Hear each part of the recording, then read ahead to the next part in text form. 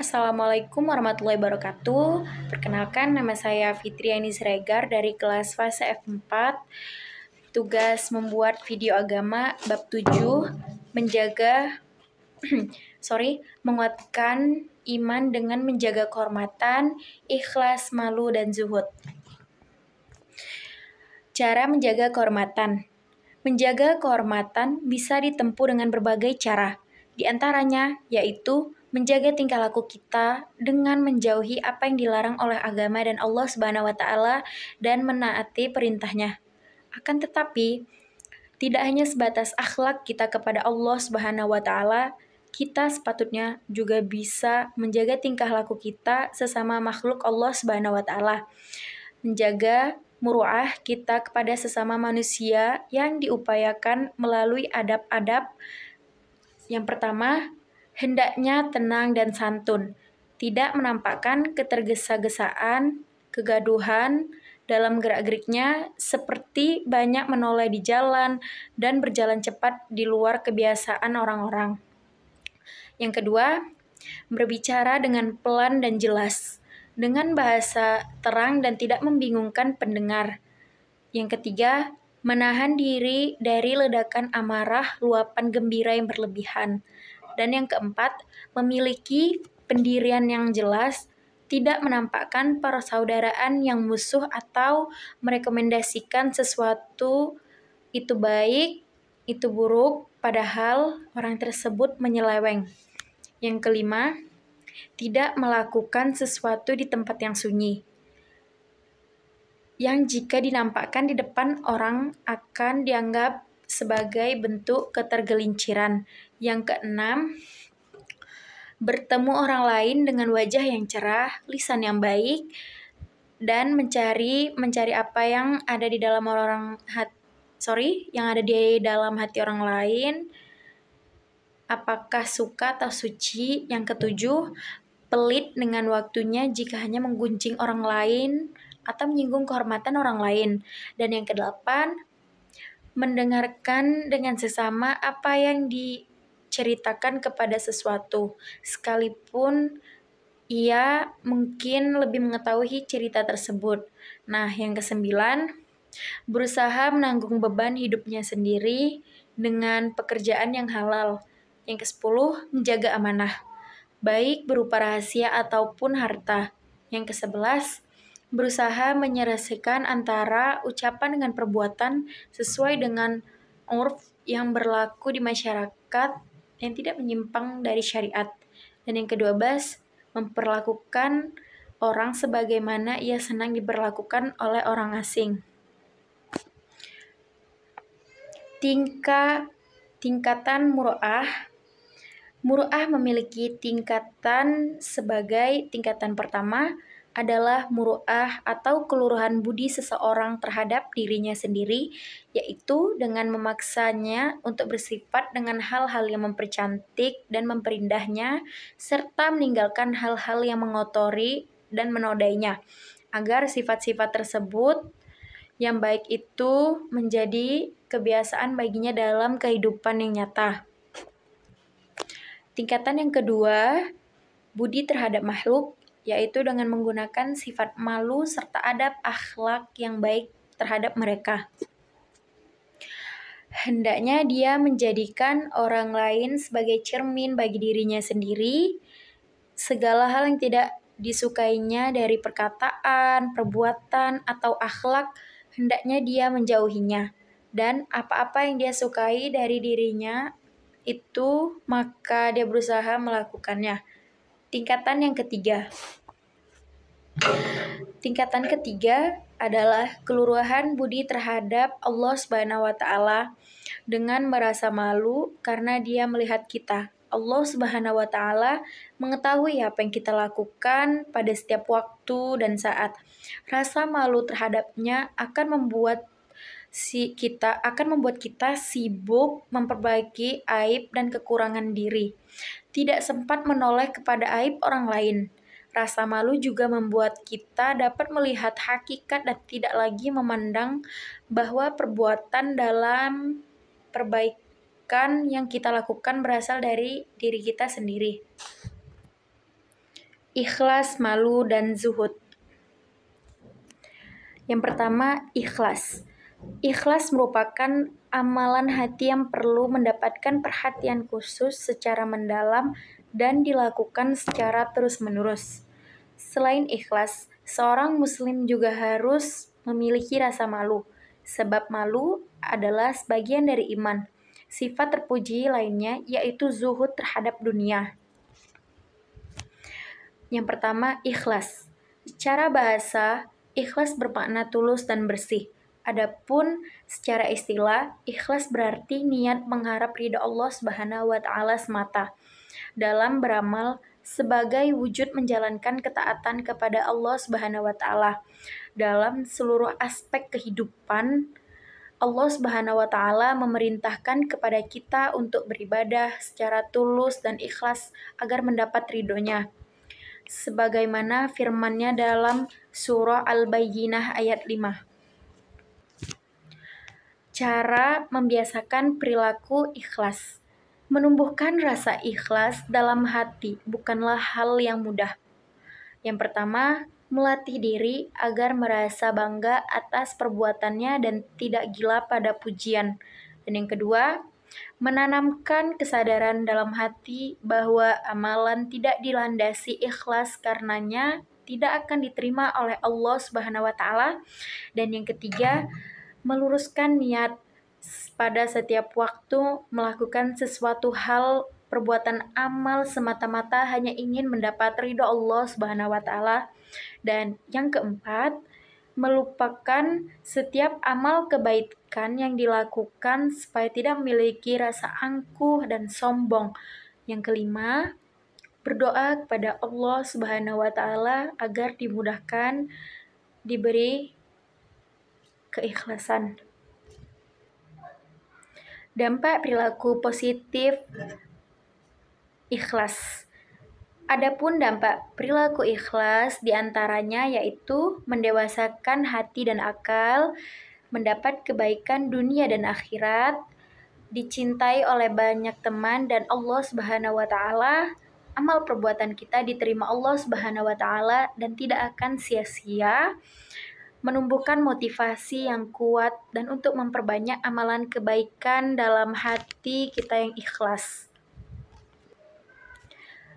Malu. Malu adalah sifat yang mendorong pemiliknya untuk mencegah diri dari melakukan segala sesuatu yang tercela, maksiat, dan kejahatan. Ajaran Islam menempatkan rasa malu sebagai salah satu cabang keimanan seseorang. Sikap malu memiliki keutamaan sebagai malu adalah warisan para nabi terdahulu dan orang yang soleh. Malu selalu beriringan dengan iman. Malu tidak akan mendatangkan sesuatu kecuali kebaikan. Sifat malu akan mencegah diri dari perbuatan maksiat. Sifat malu termasuk di antara sifat yang Allah cintai. Zuhud. Kata zuhud berasal dari bahasa Arab yang maknanya meninggalkan sesuatu. Zuhud adalah berpaling dan meninggalkan sesuatu yang disayanginya atau bersifat material atau kemewahan duniawi dengan mengharapkan suatu wujud yang lebih baik dan wujud spiritual atau kebahagiaan akhirat. Cara membiasakan perilaku zuhud. Senantiasa membersihkan diri dari hal-hal yang tidak terpuji, memelihara diri dari perilaku yang tidak bermanfaat, senang pada kesederhanaan dan hidup bersahaja, menjauhkan diri dari sifat rakus dan menumpuk harta, berperilaku suka bersedekah dan berbuat kebaikan. Manfaat zuhud dalam kehidupan. Adapun manfaat zuhud diantaranya berkah dalam kehidupan yang sempurna, hidupnya tentram dan bahagia, mendapatkan pertolongan dari Allah Subhanahu wa taala, dimasukkan ke surga, tidak mudah mengalami putus asa atau rezeki yang diterimanya. Cerita inspiratif. kezuhudan dan kesabaran Sayyidina Fatimah dan Ali bin Abi Thalib.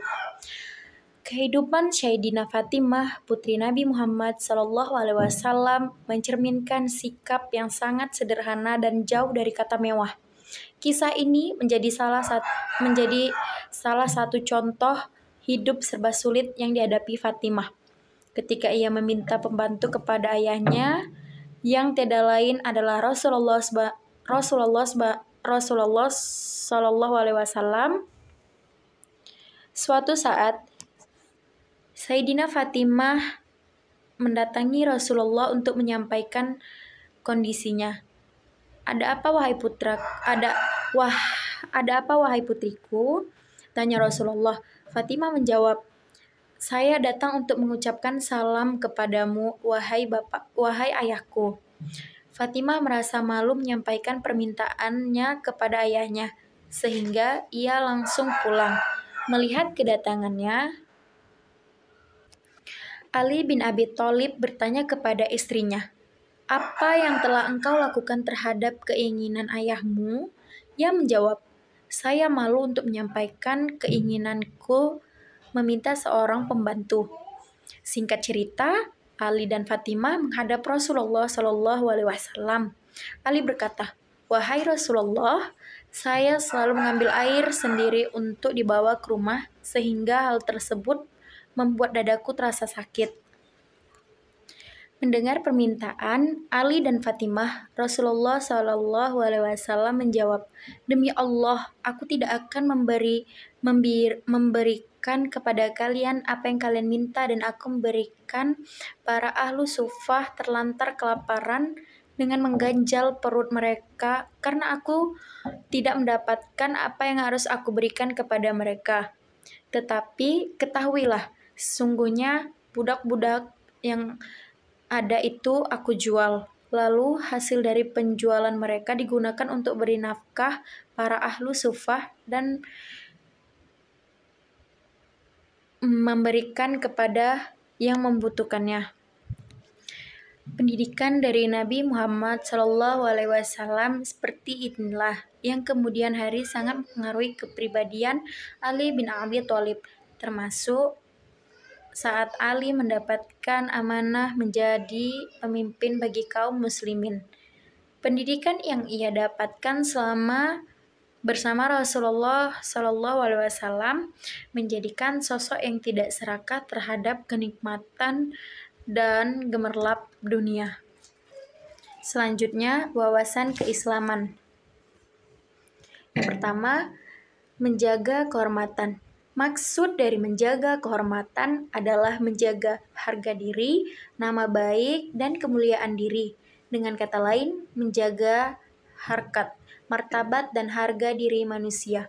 Menjaga kehormatan dalam bahasa Arab sering disebut dengan muru'ah atau muru'ah adalah proses penjagaan tingkah laku seseorang agar sejalan dengan ajaran agama dan Allah Subhanahu wa taala, menghiasi diri dengan akhlak terpuji dan menjauhi segala hal-hal yang buruk. Ada juga memberi definisi sebagai kemampuan untuk menghindari perbuatan negatif atau perbuatan buruk sehingga dapat menjaga harkat, martabat, dan harga diri dalam kehormatan diri.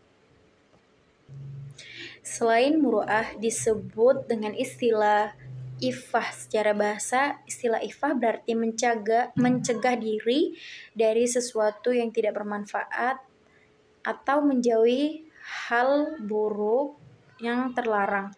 Sedangkan secara istilah berarti sifat yang menjadikan seseorang dapat terhindar dari menuruti hawa nafsunya. Sikap menjaga kehormatan terdapat dalam Quran Al-Ahzab ayat 33 sampai 35. Sikap muru'ah dibagi menjadi 3 macam. Yang pertama, muru'ah terhadap diri sendiri. Maksudnya adalah mempertahankan serta melaksanakan perilaku yang mulia dengan menghindari perilaku yang tercela dan buruk dimanapun dan kapanpun meskipun dalam keadaan sendiri. Muru'ah yang kedua, terhadap sesama makhluk. Maksudnya adalah menjaga perilaku yang mulia dan menghindari yang tercela kepada orang lain, baik dalam lingkungan, keluarga, sekolah, dan masyarakat. Muru'ah yang ketiga, terhadap Allah Subhanahu wa Ta'ala. Maksudnya, memiliki rasa malu kepada Allah Subhanahu wa Ta'ala, sehingga kita dapat menjauhi larangan dan merasa malu apabila kita membuat maksiat kepadanya. Sekarang bagaimana contoh menjaga muru'ah? Di antara contoh muru'ah dalam kehidupan sehari-hari, yang pertama, menjaga perkataan dengan tidak mengejek teman atau berkata kasar. Menggunakan pakaian yang sopan dan tidak kurang bahan, mencerminkan syariat yang tidak mencerminkan. Yang kedua, muru'ah yang kedua terhadap sesama makhluk. Menggunakan pakaian mencerminkan syariat Islam dan bukan menggunakan pakaian yang dilarang menampakkan lengkuk tubuhnya. Yang ketiga, menjauhi pergaulan bebas dan zina. Yang keempat, menjauhi makanan dan minuman yang haram. Yang kelima, mempergunakan harta di jalan yang baik, di antaranya bisa dengan bersedekah, menyantuni anak yatim, memberikan beasiswa. Yang keenam, tidak menyalahgunakan jabatan yang dimiliki. Contoh-contoh muru'ah di atas dalam diri seseorang. Menurut Al-Jurjani dalam kitab Al-Ta'arifat, bahwa muru'ah adalah kekuatan hati yang menjadikan sumber lahirnya sifat-sifat terpuji, baik secara dalil syar'i, akal, dan tradisi. Oleh karena itu, betul yang telah disampaikan Nabi SAW, bahkan kekayaan yang sejati adalah kekayaan hayati, bagaimana diriwayatkan oleh Abu Hurairah. 2. Ikhlas. Kata ikhlas dari bahasa Arab, secara bahasa kita ikhlas berarti murni, tidak bercampur, bersih, jernih, mengosongkan dan membersihkan sesuatu. Ikhlas berarti suci dalam niat, bersihnya batin dalam beramal, dan tidak berpura-pura, lurusnya hati dalam bertindak, jauh dari kata penyakit riya, serta mengharap ridha Allah semata. Secara bahasa ikhlas berarti tidak memperlihatkan amal kepada orang lain. Secara dengan istilah Al-Jurjani dalam kitabnya Al-Ta'arifat memberikan pengertian ikhlas adalah membersihkan amal perbuatan dari hal-hal yang mengotorinya, seperti mengharapkan pujian dari makhluk atau tujuan-tujuan lain selain dari Allah, termasuk juga tidak mengharapkan amalnya disaksikan oleh orang lain selain Allah Subhanahu wa Ta'ala. Yang ketiga, malu. Malu dalam bahasa Arab disebut dengan kata al-haya. Malu disebutkan oleh Nabi Muhammad SAW sebagai cabang dari iman, karena dengan sifat malu seseorang dapat bergerak, melakukan kebaikan dan menghindari keburukan. Sifat malu akan selalu mengantarkan kepadanya pada kebaikan jika seseorang yang dimilikinya, tetapi itu disebabkan sifat penakut dan kelemahan yang dimiliki seseorang tersebut. Demikian Imam Al-Nawawi menjelaskan dalam kitabnya Sahih Muslim. Yang keempat, zuhud. Zuhud secara bahasa berarti sesuatu yang sedikit, tidak tertarik terhadap sesuatu yang meninggalkannya. Jadi, zuhud berarti meninggalkan dari kesenangan duniawi untuk mementingkan ibadah. Orang yang melakukan zuhud disebut dengan zahid.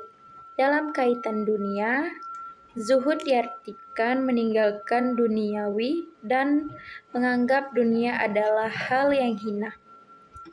Meskipun demikian, perlu diingat, perilaku zuhud bukan berarti tidak memperhatikan urusan duniawi atau bukan berarti tidak memiliki harta yang menghasilkan diri dari duniawi. Para ulama menjelaskan bahwa hal tersebut maksud dari zuhud. Menurut Abu Sulaiman Ad-Dadari, zuhud adalah meninggalkan sesuatu yang dapat menyibukkan diri kita sehingga melalaikan dari Allah Subhanahu wa taala. Dengan kata lain, menurut Abu Syaid bin Al-Arbani dari para gurunya, zuhud adalah mengeluarkan kemuliaan harta dari dalam hati kita. Maksudnya harta dalam yang kita miliki dijadikan hati ini jauh dan lalai dari Allah. Menurut Raghib Al-Isfani menjelaskan bahwa zuhud bukan berarti meninggalkan usaha untuk menghasilkan sesuatu, seperti yang banyak disalahpahami orang, karena yang seperti itu mengantarkan pada kerusakan alam dan pertentangan dengan takdir dan peraturan Allah Subhanahu wa taala. Menurutnya, orang yang zuhud adalah orang yang cinta kepada akhirat sehingga ia menjadikan dunia untuk akhirat, yakni menjadikan harta duniawi untuk membutuhkan dan keperluan akhirat, sehingga harta yang dimiliki dapat mengantarkan kebahagiaan dan manfaat bagi dirinya di akhirat. Menurut Haidar Baghir, mengutip Imam Al-Ghazali dalam kitabnya Ihya Ulumuddin, diriwayatkan bahwa suatu saat Rasulullah SAW sedang berjalan bersama para sahabat sampai di suatu tempat. Rasulullah SAW menunjuk pada seongkokan benda. Kemudian Rasulullah SAW bertanya, "Apa itu?" Kemudian sahabatnya menjawab, "Bangkai anjing ya Rasulullah." Rasulullah bertanya kembali kepada para sahabat, maka Rasulullah pun bersabda, "Begitulah seharusnya sikap seorang mukmin terhadap duniawi." Rangkuman atau simpulan. Di antaranya, cabang iman adalah menjaga kehormatan, ikhlas, malu, dan zuhud. Menjaga kehormatan adalah proses penjagaan tingkah laku seseorang agar sejalan dengan agama dan Allah Subhanahu wa taala, menghiasi diri dengan akhlak terpuji dan menjauhi segala bentuk keburukan. Ikhlas adalah beribadah karena Allah bukan karena selainnya. Malu atau haya ialah seorang yang mampu menahan diri dan menutup diri dari hal-hal yang tidak akan dapat aib atau keburukan pada dirinya. Sifat malu sebagai cabang iman seseorang dapat bergerak melakukan kebaikan dan menghindari keburukan lainnya. Zuhud meninggalkan diri kesenangan duniawi untuk melakukan lebih mementingkan ibadah. Dengan kata lain, zuhud cara kita menyikapi harta dunia yang kita miliki tidak menjadikan kita lalai dan jauh dari ajaran agama Islam.